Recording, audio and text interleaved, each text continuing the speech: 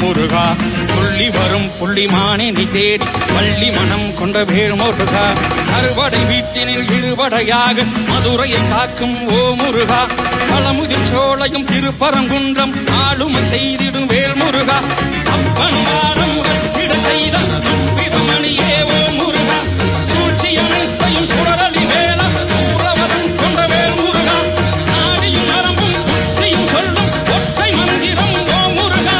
ஏகமும் வீரமும் வேண்டு வளர்ந்த வெற்றி மைந்தனே வேல் முருகா